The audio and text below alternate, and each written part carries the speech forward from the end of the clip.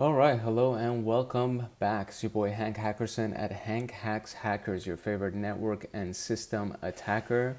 And I am coming to you live from the family farm today. So you might hear some animal noises in the background, some ducks, obviously some dogs. And I mean, there's a lot of animals around me, so I apologize in advance if there's a lot of noise going on. But I guess that's the biggest disclosure that I'm going to give about my scenario, my environment today. Today we're going to be doing the Nmap port scans or post port scans room. This is a part of the network security module that's a part of the junior pentester pathway. When I was doing the credentials harvesting module, I learned that there are certain things that I need to have in advance, and one of them was the junior pentester path. I've done the Active Directory basics and breaching in AD, enumerating AD, all that stuff, but there were some things in the junior pentester that I had not done. So this was done, introduction to pentesting was done, introduction to hacking was done, although I don't think I recorded any of these. But when I started recording, I was kind of already a little bit further along.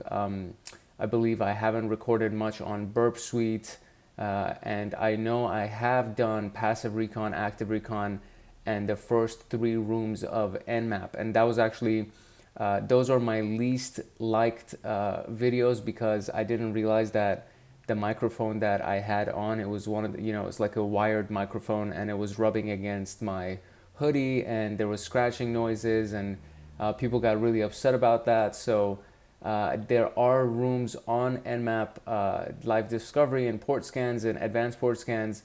There are videos on these things. It's just that they're a little bit scratchy. So if you can tolerate the scratchiness, they're still really good videos in my opinion.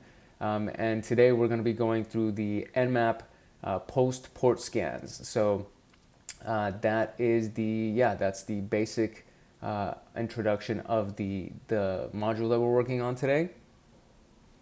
If you are studying to become a junior pen tester or a pen tester or a security analyst or an ethical hacker, any of those things, I do welcome you to like, subscribe, and turn on that notification bell, and maybe even drop a comment.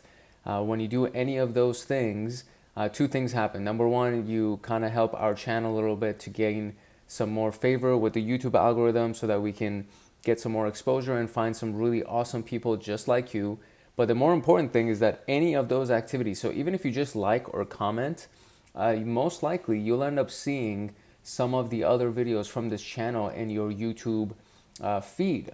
But when you actually subscribe and turn on the notification bell, you'll actually get notified the next time a video comes out in the junior pen tester pathway or any of the other paths that we're working on. You'll actually get that notification so that you can follow along with us and learn a bunch of cool things as I review them and as I learn them, because some of these things I do while I'm learning them. So for example, this room I haven't completed before, so I'm going to be learning at the same time that you're going to be learning, which is kind of cool. We're going through it together. But there are some rooms that I've already previously completed that I just reviewed so I can have the recording for you, and then you can take advantage of that as well. And if there are some rooms that I haven't covered on the channel that you want me to cover, please go ahead and drop that in the comment as well, and I'll make sure that I do a recording on those rooms if I've already passed them. If I haven't passed them, then they're definitely going to come up. But if I've already passed them, as you saw, there's just a lot of stuff that I've already done. And so if I've already passed these and there's no video on them and you need help on these specific modules, then drop a comment and let me know, and I'll go ahead and make sure I do a recording for you so you have access to that information too. So without further ado, let's jump into the introduction of the room. All right, so this room is the last in the Nmap series, part of the introduction to network security. In this room, we will focus on the steps that follow port scanning. So in particular, the service detection and OS detection, the Nmap scripting engine, and then saving your scan results. So these are some of the things that these first three, there's already videos on, and we're on the post port scans room right now. In the first room, we learned how Nmap can enumerate targets, discover live hosts, and use reverse DNS to find interesting names. The second and third rooms were focused on basic and advanced types of scans. And now in the last room, as shown in the figure below, we're going to focus on how Nmap can be used to detect the versions of the running services on all of the open ports, detect the OS based on any signs revealed by the target, the Nmap traceroute, is Nmap scripts. There's a lot of great inherent scripts that are available, including some vulnerability scans and scripts, and then how to save the scans and the results in various formats, which is kind of the easiest part of this whole thing. So these first four we've already done, and now we're in the last 5, 6, 7, 8, and 9. So let us jump into the very next task, which is the service detection task. Service detection, as the name implies, is when you try to find the services that are available on whatever open ports are there. And Vulnerabilities 101 is kind of just the room that helps us find vulnerabilities and just understand what vulnerabilities are. And I have not gotten there yet, but that is actually a part of the junior pentester pathway there. So it is the very next thing that we're going to be doing in this pathway. So once Nmap discovers the open ports, we can try to find what's going on that port. And SV is the flag that we can run on Nmap to see what the version is that we can run. And then we can control the intensity by using version intensity, where 0 is the lowest and 9 would be the most complete and the highest. And then you can also do version light as an intensity of 2, with version all has an intensity of 9. It's important to note that SV will force Nmap to proceed with the TCP three-way handshake. So if you don't know that, there's a room that we did. It's actually the very first Nmap video that we also did that also includes that. But you could just Google it, what the TCP three-way handshake is, and it'll give you a great explanation. There's a lot of great stuff on there. The connection establishment is necessary because Nmap cannot discover the version without establishing a connection fully and communicating with the listening service. In other words, stealth SYN scans, which is SS, does not work when you're trying to use the version search, the version enumeration. The console output below shows a simple Nmap stealth scan with the SV option, and the SV option leads to a new column in the output showing the version for each detected service. For instance, in port 22, being that it's SSH typically, we obtain 22 TCP, it's open SSH, the version is open SSH, and then 6.7 P1 Debian, etc., etc. And we see that it's the SSH protocol because it's obviously port 22, and port 22 is dedicated to SSH, but we didn't need to connect to it to find out what's going on. And then we were able to find out what type of SSH is on there. So it's open SSH, 6.751 Debian, so on and so forth. And OpenSSH implies that it might be a Windows machine because that's something that's available for Windows machines so that they can have access to SSH.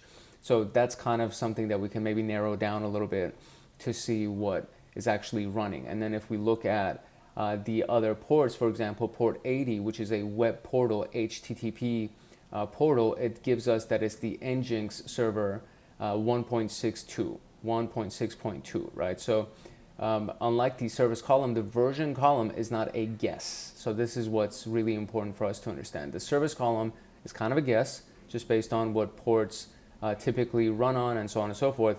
But when you actually get the version, this is no longer a guess because it's completed the TCP handshake and it is now retrieving certain detailed information about whatever service is running on that port. All right, many Nmap options require root privileges, so unless you're running Nmap as root, meaning you're logged into the root account, you need to use sudo so that you can run it as root, which is kind of what they did in this example. So I've already started the attached virtual machine, and then I've already started the attack box, so by this time, both of them should be loaded up, and if I do show split view, yeah, I think the attack box is already done. So what I'm gonna do, since this one is not really, I don't think it's very intensive, I think we can just run it inside the same window that we're in instead of me opening it up in a new window. So what we're going to do is we're going to run our very first Nmap scan here. and it's going to be against our virtual machine, and it's going to be an SV, so lowercase s, uppercase V, and then version is going to be light, and we're going to run it against 10.10.146.244. And let's see what we can get detected over here. Actually, you know what? I'm going to stop that real quick and I'm going to rerun it. And something that I want you to get used to doing is this thing right here. When you add VV, so very verbose, that's what that stands for. When you add that, so you noticed I just pressed enter, nothing really came onto the screen. And then if I press enter again, then it starts telling me everything as it finds it. So very verbose is like a really great option. It doesn't change anything about the Nmap scan itself. It just gives you all of the results as it comes up with them on the screen. And this one was very quick, so it actually gave all of our results almost immediately. And it says, what is the detected version of port 143, which is right here. So the detected version is going to be Dovecot IMAP D. So we're going to copy that and we're going to paste that. And that's going to be our first answer.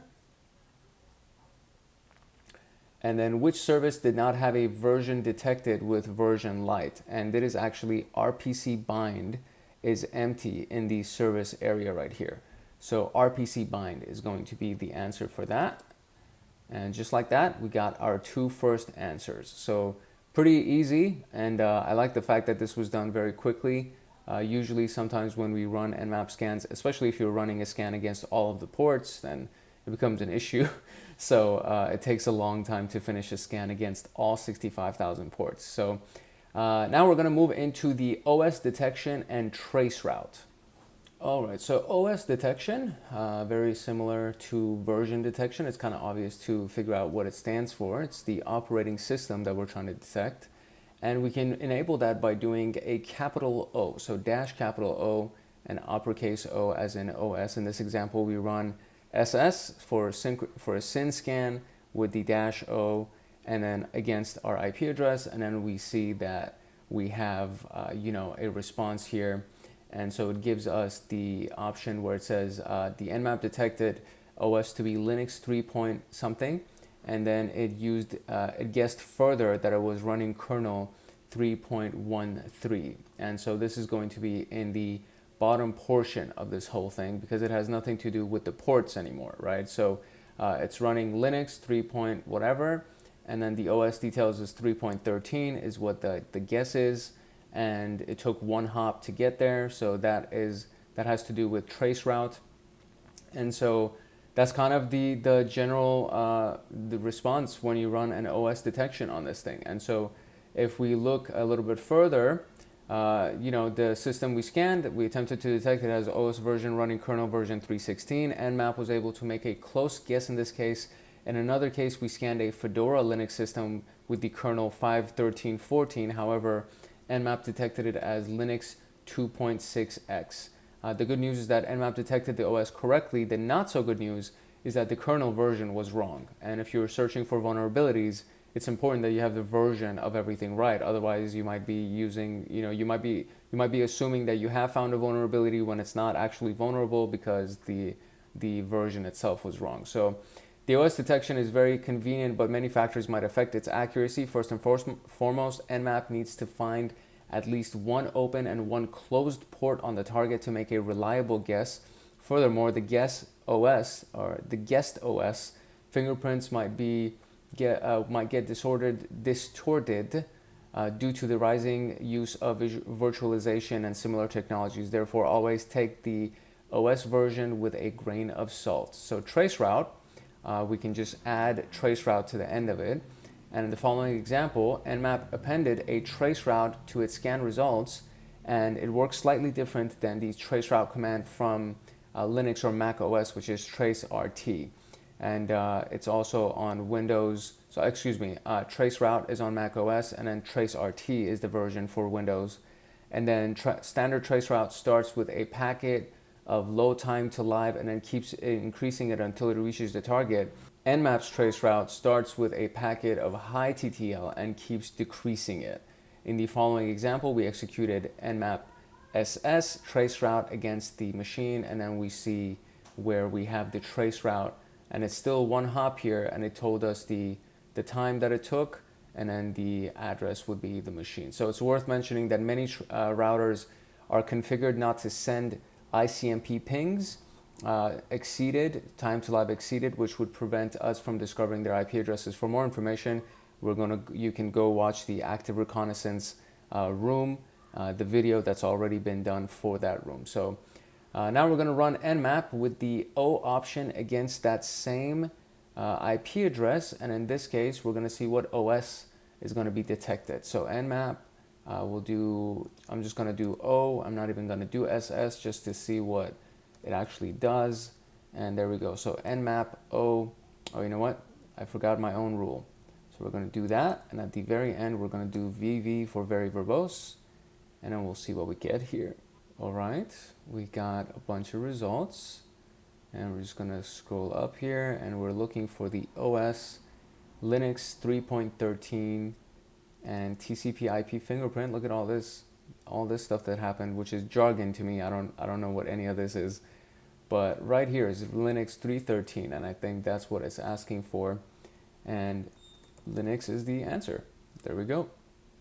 So just like that, we got the response to that as well. So we talked about the flag O in this one, as well as Traceroute, which is an option that's available inside of Nmap. So now we're going to move on to the scripting engine, Nmap scripting engine, which is also very, very useful.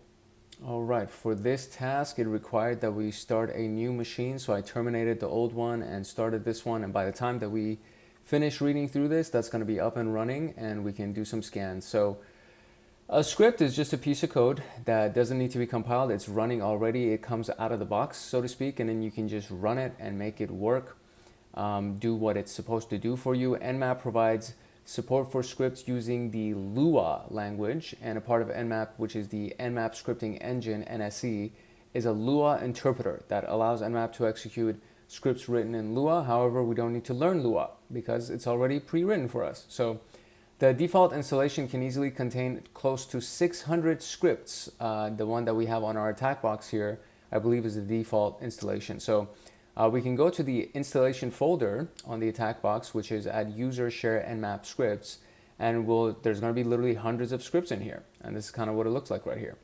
And so if we do ls HTTP with the asterisk, it's going to pull up everything that has to do with HTTP for us, as we see over here. And then, I mean, this is a lot. Even just for HTTP, there's so many.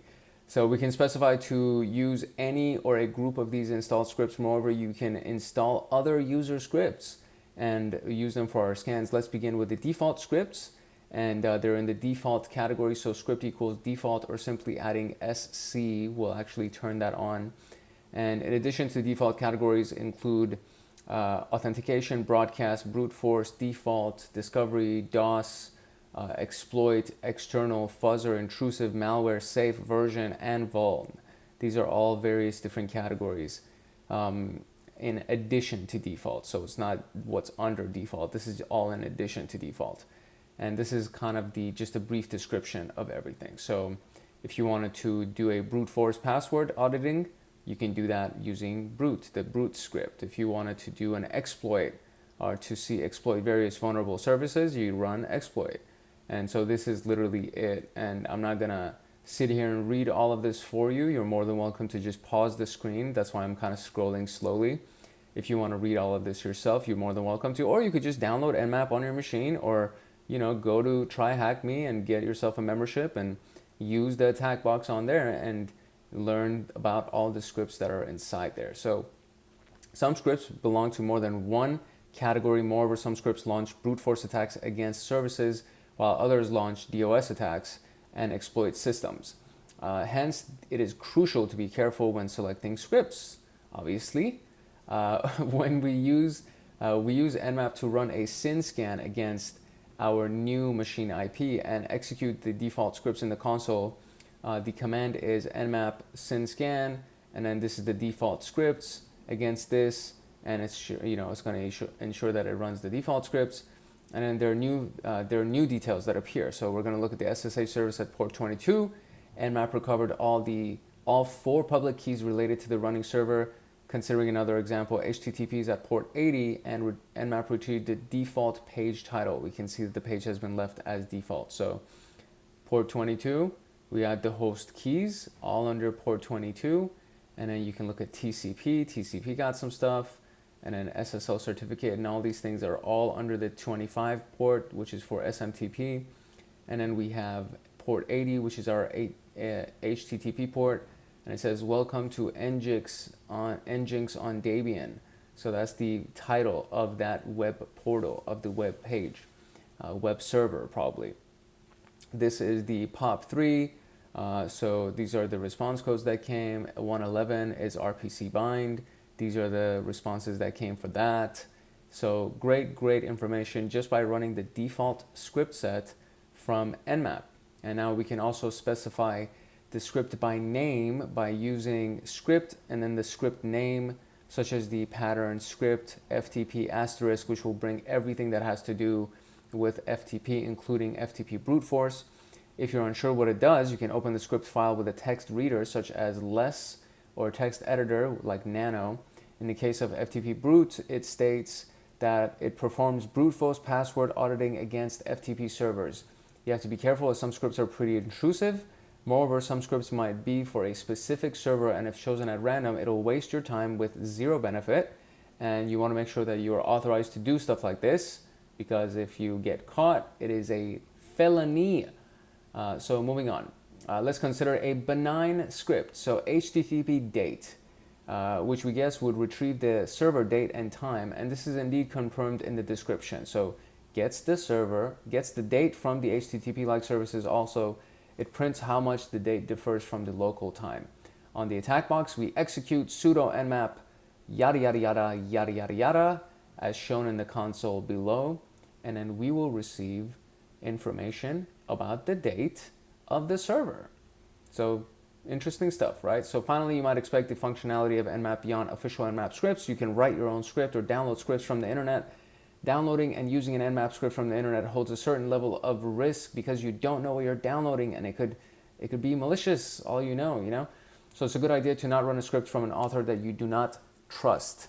So I mean, that's, again, I feel like that's common sense, but sometimes people don't even consider these things. So, all right, knowing that Nmap scripts are saved in the scripts on the attack box, what does the script HTTP robots check for? So let's go here. And I'm going to clear the screen, and I'm going to go into the user share Nmap scripts. And we are now here. And look at all of these freaking things. So what we want to do is we want to find the one that's HTTP robots. So I'm going to do nano and see if nano will let me open it.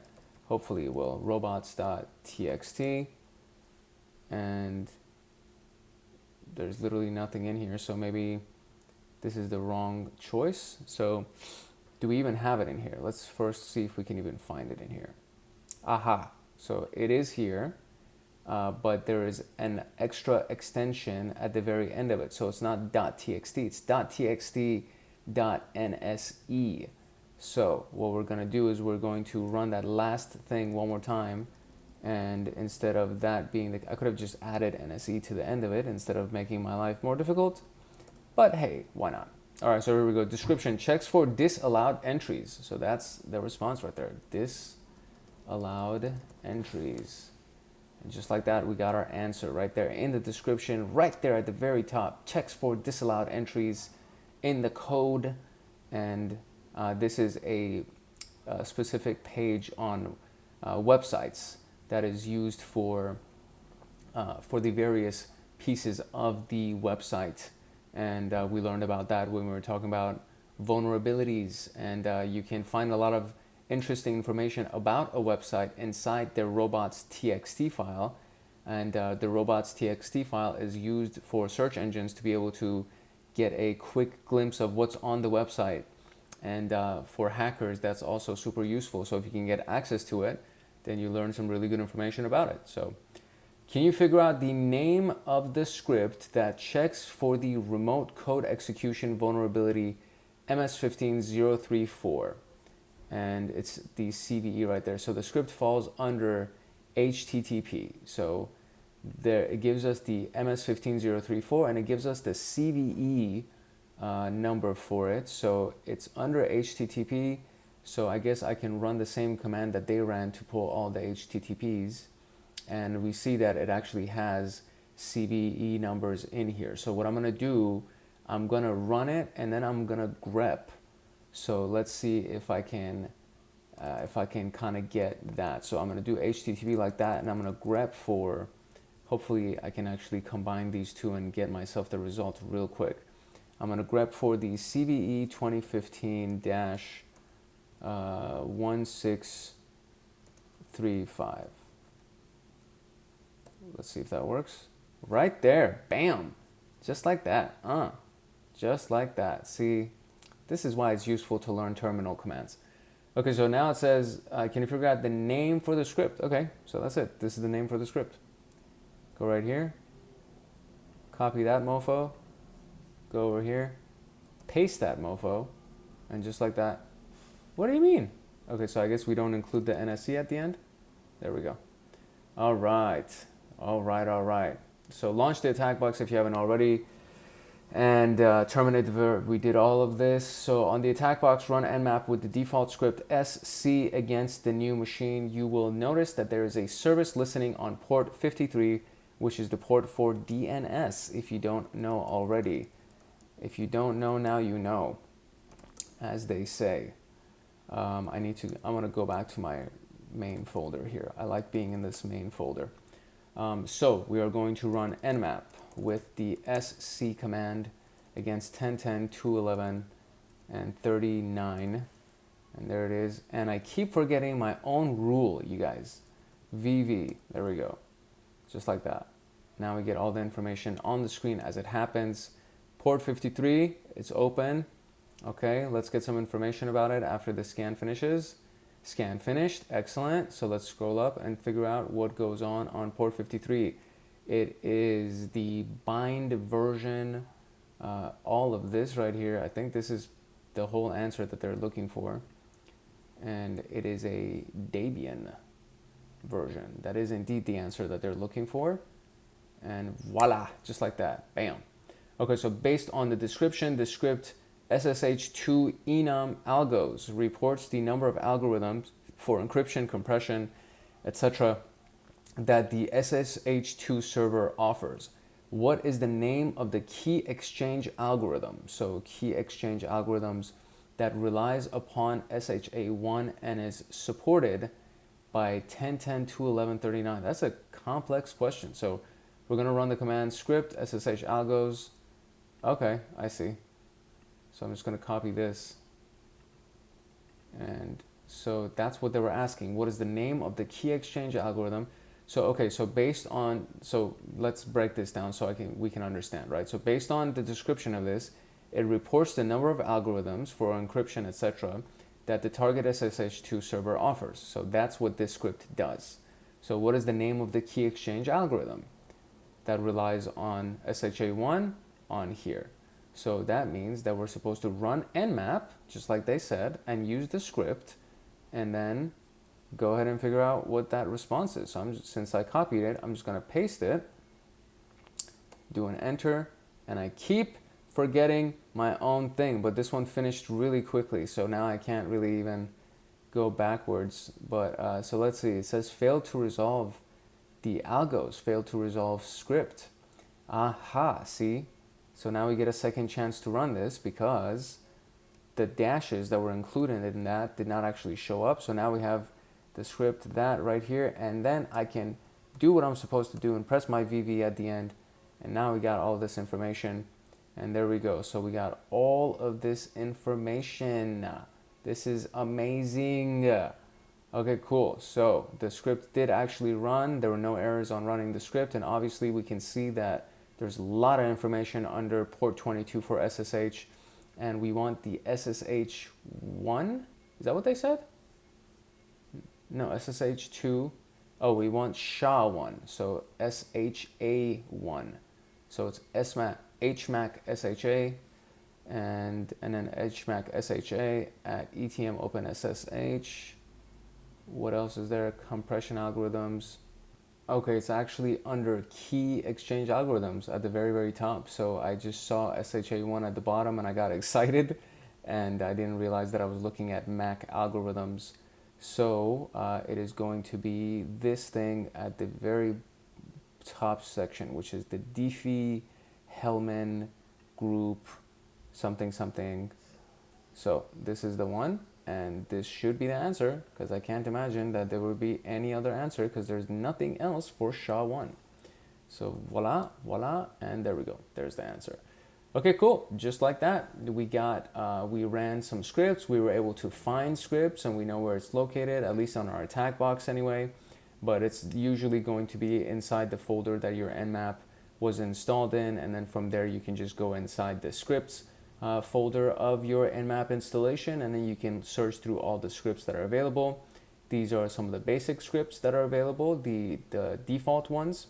And then there is the command that we were able to run so we can see what happens. And just to kind of show you what this looks like, if you actually went into the manual for Nmap, so if you do man Nmap, there's a section literally right under scripts. So it gives you all the option summary. And then these are all the options that starts going. And then there's one that is script. So here are the scripts. And this is just a few of them, right? So this isn't all of them. This is just a few of them. So the SC is the equivalent of script default, and then the Lua script is comma separated, script arguments, script trace, and a bunch of different things, right? So that you can kind of see just some of the basic defaults that are available for the script scans, the service version detection. All of these things are available when you look at the manual page for Nmap. So a very, very useful tool if you haven't already messed around with it, which, I mean, by the time you're watching this video, I would assume you have done some playing around with Nmap. But we are done with the scripts part, the Nmap scripting engine. We are now going to go into saving the output, which again requires that we start a new machine. So I'm going to terminate this one, start this one, and then we're going to run into the saving the output. All right, whenever you run an Nmap scan, it's only reasonable to save the results in a file. Selecting and adopting a good naming convention for the files is also crucial. The number of files can quickly grow and hinder the ability to find the previous scan. The three main formats are normal, greppable, and XML. And I think I would want the greppable one. There is a fourth one that we cannot recommend, which is script kiddie. And if you don't know what a script kiddie is, it's somebody who rips off other people's scripts, or if they use pre-made scripts, and I don't know, you don't want to be labeled as a script kiddie. It's not a good look. Hackers look down on script kiddies, and apparently so do security analysts and ethical hackers and stuff. So you don't want to be a script kiddie. A script kiddie is somebody who uses somebody else's script.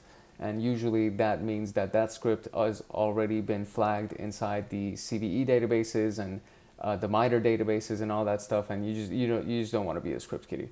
So as the name implies, the normal format is similar to the output you get on the screen. You can save normal by using ON file name. So ON for output normal, and then the file name. And so this is what it will look like. If you, I guess, catted that, but it says scan.nmap, so that's not the normal version. Is this the normal version? Or maybe that's what that's probably what the extension is when you save it as normal. So nmap's scan initiated, yada yada, as nmap this. So this was the command that was run. And then from there, this is what the result was. So greppable is probably my favorite because you can grep through it, meaning you can search through it. It stands for Global Regular Expression Printer. In simple terms, it makes filtering the scan output for specific keywords efficient. You can save the scan result in greppable format. I'm sorry if you can hear the ducks in the background. They're like losing their minds. You can save the scan result in greppable format using the OG file name. The scan output displayed above is in normal, is shown the console below in greppable. The normal output is 21 lines, however greppable is only 4 lines. The main reason is that Nmap wants to make each line meaningful and complete when the user applies grep. As a result, greppable output, the lines are so long that they're not convenient to read compared to normal output. Okay, fair enough. An example of grep is grep keyword from the text file. This command will display all the lines containing the provided keyword. Let's compare the output of using grep on normal output and greppable output. You will notice that the former does not provide the IP address of the host. Instead, it returned 80 yada yada, making it very inconvenient if you're sifting through the scan results of multiple systems. However, the latter provides enough information such as the host IP address in each one. So this is this one, right? So grep through the normal output, and then it basically just gave you this line. And then when you grep through the greppable output, it gives you all of this stuff. So it says ports open, etc., etc., etc., protocol, etc., and it gives you all of the different ports that are open on here. And then, I mean, it's pretty much the entire output that it just gave you, because it's giving you the port 22, port 25, port 80, port 110, 111, and then 143. So yeah. Then we have the XML format. We can save the scan results in XML format using OX. The XML format would be most convenient to process the output in other programs. Conveniently enough, you can save the scan output in all 3 formats using OA. So output all to combine all of those things for normal, greppable, and XML. Script Kitty, you can see that this format is useless if you want to search the output for any interesting keywords or keep the results for future reference. However, you can use it to save the output of the scan, display the output name, and look 313037 in front of friends who are not tech savvy. Okay, so they seem to have calmed down. All right, so here are the questions. Terminate the target machine, start the new one, and issue the command SCP pentester and then home to download the Nmap reports in normal and greppable formats from the target virtual machine. The password for pentester is this, and we need that when we do secure copy of anything. And then we're gonna check through the logs to see what we can find. So first, let's download the logs real quick. All right, so we were able to download our 2 files here. Just quick note, the first time that I ran the command, I forgot to put this little dot at the end, which means that you're telling it to essentially just download the files inside the current directory that you're in. If you don't include it, then it gives you an error message saying that you need to include a place to download this information into. So you could also declare an actual folder that you want it to be saved to, so on and so forth. But when you do the dot, it just saves it in your current directory. Okay, so since we have 2 versions essentially of the same scan from what it seems like, I'm just going to use the greppable version of this scan. And from here, we need to scan for the HTTPS port, which is port 443. So let's see if that would work. Okay, so we have 3 results that came from this. So 3 different IP addresses that have a state that they are open TCP HTTPS, open TCP HTTPS, and an open TCP HTTPS. So it implies that there are 3 systems that are open on HTTPS and they are listening. The next question is, what is the IP address of the system listening on port 8089? So I will go ahead and open that up and see what we can find here. And so here it is. These these ducks are so loud. I really truly wonder. I mean, you know, it's like background music at this point. They sound like they're laughing at me. It sounds like they're doing it on purpose. But yeah, there it is. We got it. So we got the port or the IP address of the system that's listening on port 8089, and the command for that was to just grep through the document by just using grep 8089, and then the name of the document, just make sure that you're using the Nmap one instead of the regular Nmap file. And the last command to help us find the HTTPS versions was the same. So grep HTTPS and then we were able to look through that file, and it gave us the answer for that. So in this task, we learned the we learned the different output formats of a scan and how we can output them in various formats, including the OA, which means output them in all of the formats, which can be useful if you can't make up your mind to try to find out which format you want to use. And then, yeah, that's pretty much it. And we also learned how to grep through the various reports to try to find the information. All right, as a summary, we learned all of these commands inside of this room. And again, I'm not going to read through every single one because basically, I mean, we just did read through all of these.